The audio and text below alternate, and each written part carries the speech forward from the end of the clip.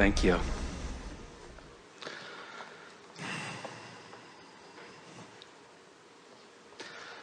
You've answered so many of my questions already, and I just wanted to piggyback on the last thing you said, really, which was about going to sleep and how much rest we get in that period. And one of the... You really don't need sleep. What you need, what you're wanting, what your body benefits from is releasing of resistance. So that's the greatest benefit that sleep gives you, is that you stop worrying about the things that have been bothering you, and you allow your energy alignment to take place. I have a lot of practices that I do to try to stay in the vortex, as you call it. And I noticed that for me, one of the most challenging parts of the day is I wake up in a feels like a very small place. And so I start doing my practices to get myself into the vortex. Well, this is an interesting thing to notice, that if you go to sleep in the vortex, you're going to wake up in the vortex. Yes. If you go to sleep out of the vortex, you're going to wake up out of the vortex, because your vibration is right where you last left it, you see. So a very nice thing to do is to soothe yourself, bask yourself to sleep. Lie in your bed and just appreciate it. Just appreciate the fabric, appreciate the pillow, appreciate the well-being, appreciate, but what you want to do is appreciate anything that doesn't take you into that. In other words, if you've got a concern about your body, appreciating your body is at that moment might not be the best plan. If you're wanting a relationship and it isn't working out, then envisioning a relationship isn't the best plan. You want to do what's easy alignment. So Esther focuses on her pillow. She bought a new pillow and she just couldn't stop talking about it. She talked about her pillow as if there were 100 reasons to love her pillow. Jerry would say, "Good night, honey, I love you," and she would say, "I love my pillow." She just really got herself focused upon this, the way the pillow felt, the way it held her head, the way it smelled, the way she felt when she awakened in the morning. In other words, just focusing upon the positive aspects of a pillow put her in the vortex. We're not kidding you. And if you go to sleep in the vortex, you will wake up in the vortex. Certainly, in the scope of human events, there are many more things to think about that are more important than your pillow. No, not really. Anything that puts you into the vortex is important, you see. And so here's the pattern that we would encourage. So bask yourself to sleep. And when you awaken, lie there for just a moment and see if you can reclaim that feeling of basking. And then you can go right into a list of positive aspects. In other words, before your feet even hit the floor, you can tune yourself to inside the vortex. And then everything in your day will be better. Everything in your day will be better. I love my feather pillow too. It holds my neck just right. And I have a practice of, really grounding myself before I go to bed. But somehow it's not showing up the way you're saying. I still wake up often and it feels like I'm in this other land, and it's like a one-way mirror. You can only see down, you can't see up. It's a progressive thing. You see, these are the things that you want to be aware of. And so let's just ask you some questions here. Okay. Do you accept that you are... I get that through me sometimes. Do you accept that you are source energy, a part of which is expressing in this physical body? Yes. And do you accept that in this physical body that you are constantly the focused reason for an expansion in the larger part of that which is you? Do you accept that your moving through contrast, your living of your life, is the reason that the source within you is having the fantastic expansion that it is having? I'm not sure. I got a little lost in there. Well, we'll start again, because these questions will, and we're not trying to put words in your mouth. We're just wanting to activate within you something that from broader perspective you know. So do you accept that you were non-physical before you were physical? Yes. Do you accept that even while you are here in this physical body, that there's a non-physical part of you that is currently present and active at the same time? Yes.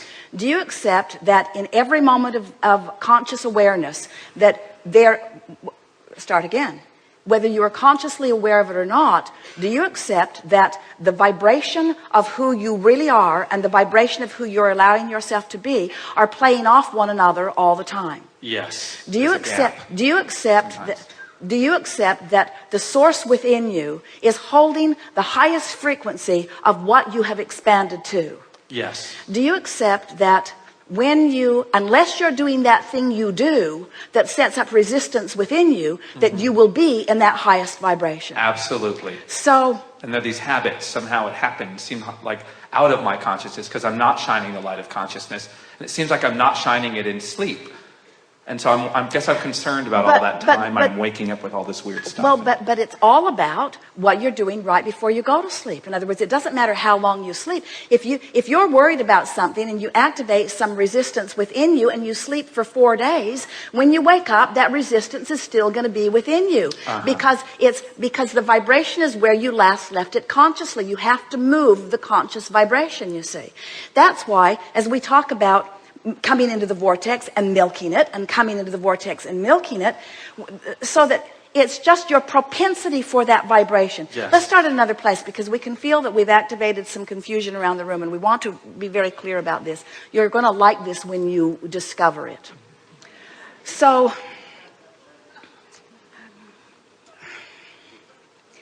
every thought that has ever been thought still exists. And those thoughts are gathered together by law of attraction. There's a coalescing of them. So there are rivers and streams of thoughts.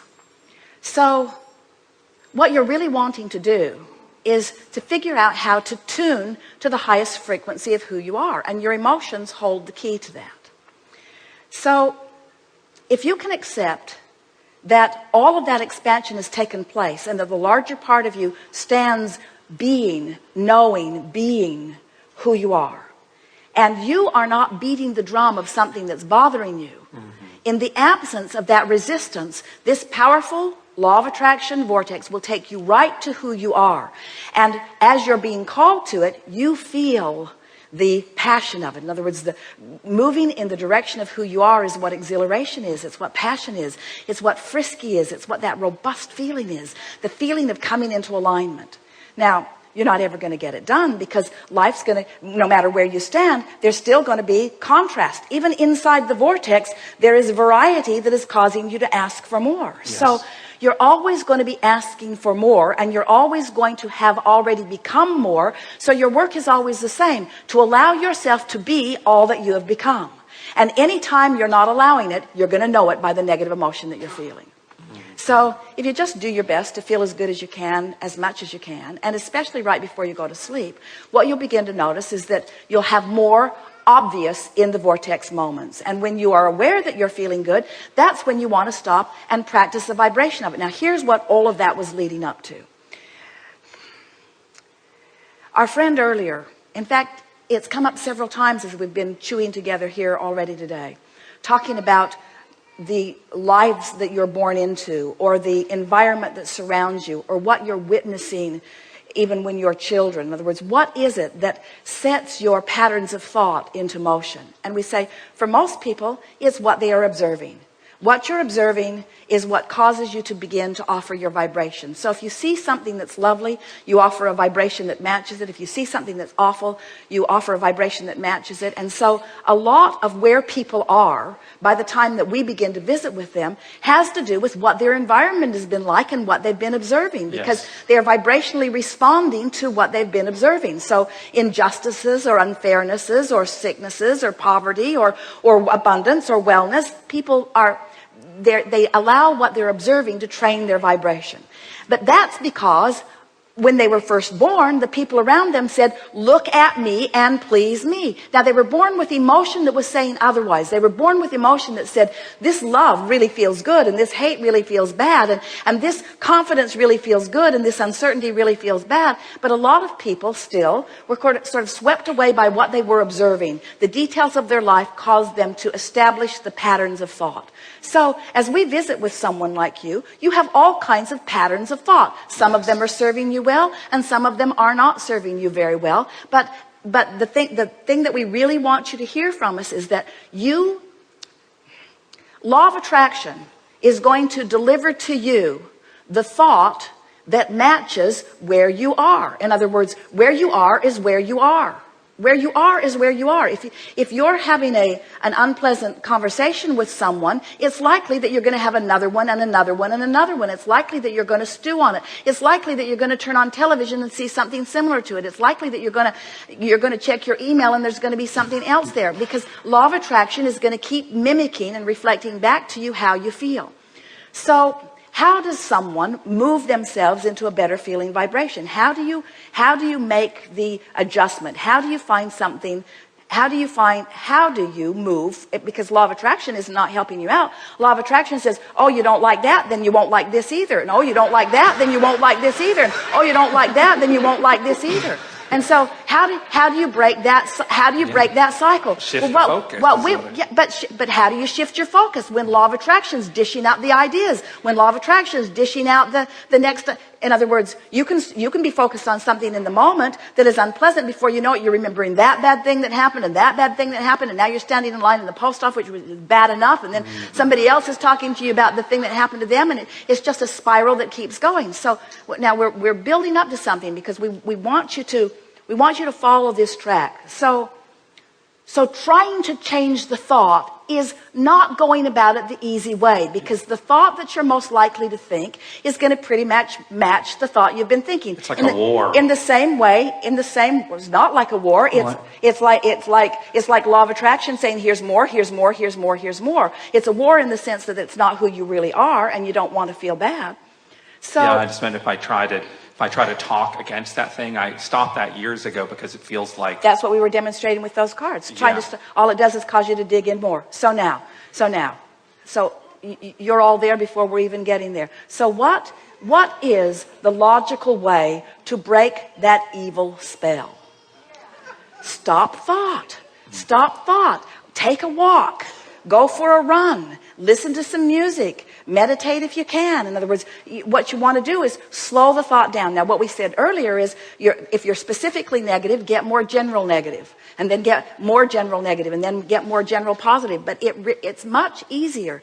Friends, it is much easier. It is so much easier to just catch yourself having accidentally stumbled into the vortex, and then just stay there a little longer until these are the key words: to allow the source within you to tune you to the frequency that is really who you are.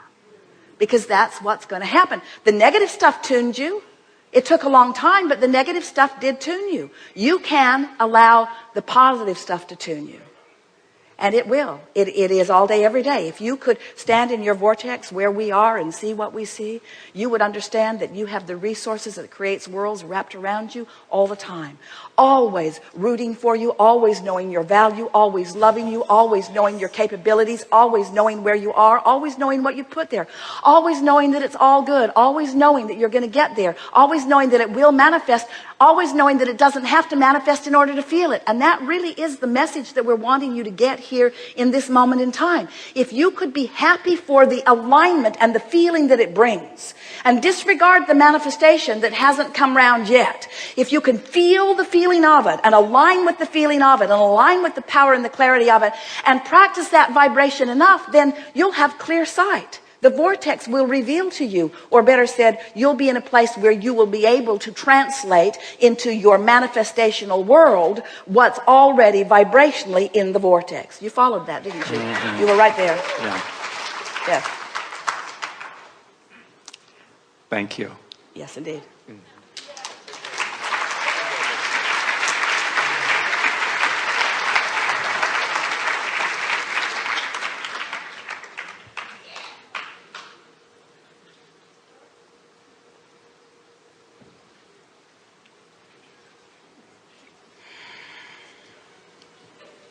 So what is the vortex?